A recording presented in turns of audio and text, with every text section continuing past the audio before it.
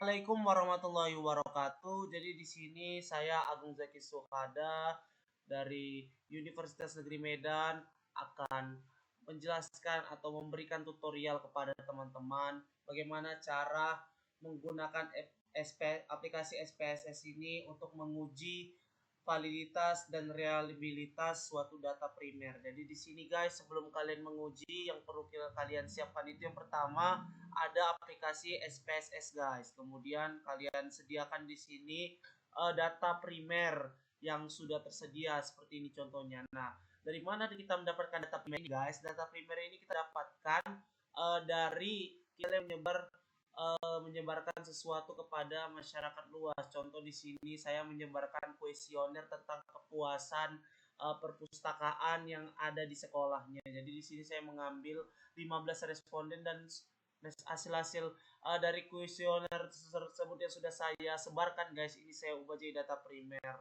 Oleh karena itu kita ingin menguji validitas dan reliabilitas dari data ini guys. Nah, jadi di sini selain daripada ini kita teman-teman juga harus menyediakan ini guys, taraf signifikan. Jadi guys, karena tadi saya pakai 15 responden, saya di sini harus memakai taraf signifikannya itu jangan lupa ya guys, kalau dia n seperti yang di sini n, nah dia itu jumlahnya gitu. Jadi kita jumlahnya 15. Jadi taraf signifikannya 5% itu minimal sekali dia 0,514. Nah, jadi kalau kita mau menguji dia validitasnya itu hasilnya itu harus di atas 0,514 guys. Jadi kita uji nanti ya guys. Kemudian kita langsung saja mulai di sini. Yang pertama kita harus lakukan itu yaitu membuka data primernya guys. Jadi data primernya kita buka, kemudian kita blok di sini ya guys data primernya guys ya.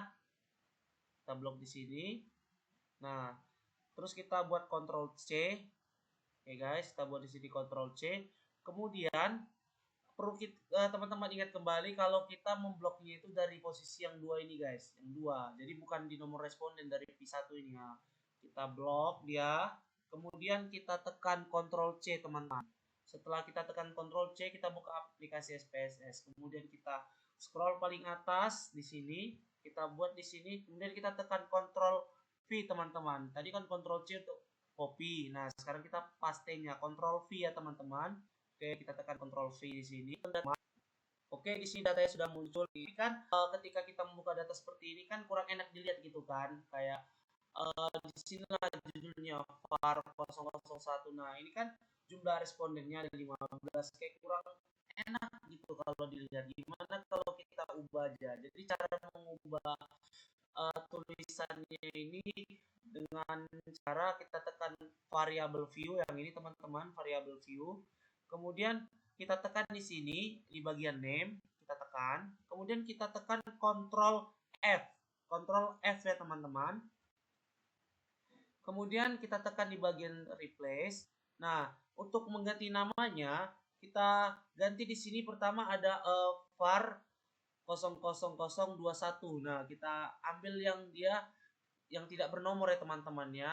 Jadi kalau misalnya dia var 0001, nah kosongnya kita ambil 3 saja, yang 01-nya tidak usah, atau lebih enaknya itu melihat dari var 0021. Jadi 21 tidak usah, jadi kita tulis var 000. Tapi ingat di sini kita buatnya huruf kapital semua ya teman-teman.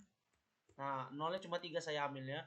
Kemudian kita terserah mengubahnya menjadi apa. Contoh ini, saya mau mengubahnya menjadi pernyataan, maka dia inisialnya P kita buat. Oke. Lalu kita tekan tombol replace all atau mengganti semuanya. Oke. Kita tekan tombol replace atau tombol plus kan di sini kan respondennya itu ada P1, P2, P3 kan jadi enak jadi lihatnya pernyataan seperti itu. Lalu untuk menguji bagaimana validitasnya itu teman-teman, pertama kita tekan di bagian analis. Ini analis terlihat teman-teman di bagian analis. Kemudian kita cari bagian ini teman-teman, correlate. Nah, sudah terlihat correlate. Kemudian kita tekan bivariate paling atas teman-teman. Kemudian ini kan data yang ada kita teman-teman. Nah, itu kan sampai P21. Nah, itu kita salin semuanya. Mau kita pindahkan dia dari kiri ke kanan ya teman-teman, dari kiri ke kanan. Nah, dengan cara kita Ctrl A.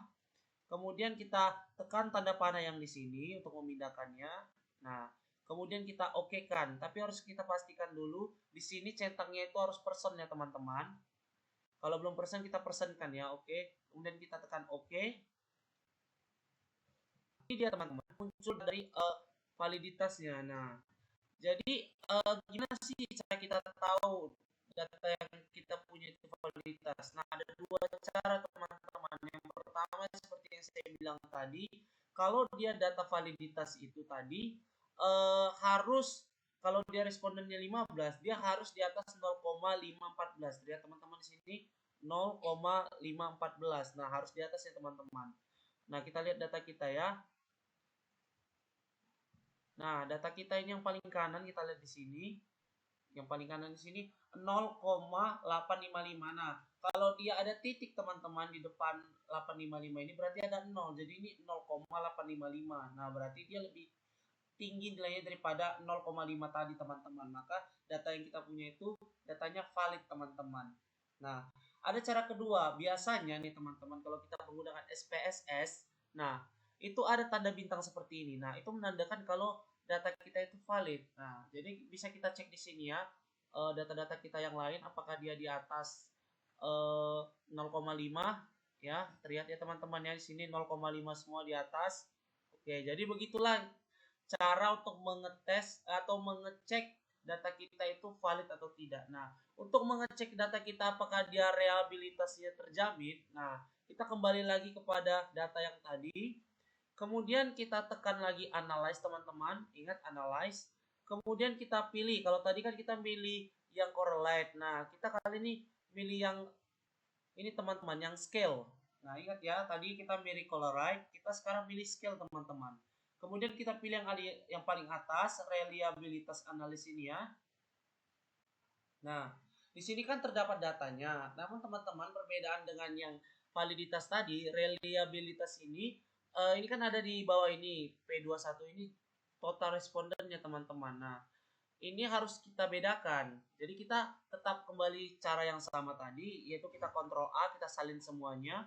Kemudian kita pisahkan yang P21 ini. Gimana caranya nih? Nah, kita tekan kontrol pada keyboard teman-teman. Kita tekan kontrol lama. Sambil menekan kontrol, kita tekan P21 ini. Nah, maka dia otomatis akan terpisah. Kemudian kita tekan lambang yang ini, lambang tanda panah ini. Kemudian dia akan berpindah datanya teman-teman. Nah, tapi yang kita juga harus menekan statistik ini. Kemudian kita menekan statistik ini teman-teman, kita centangkan yang di scale if item delete. Nah, tadi kita ada menghapus item, maka kita harus tekan yang ini teman-teman. Nah, sesudah seperti ini kita langsung tekan continue. Nah, di sini kita juga harus memastikan kalau model datanya itu alpha ya teman-teman, yang ini ya.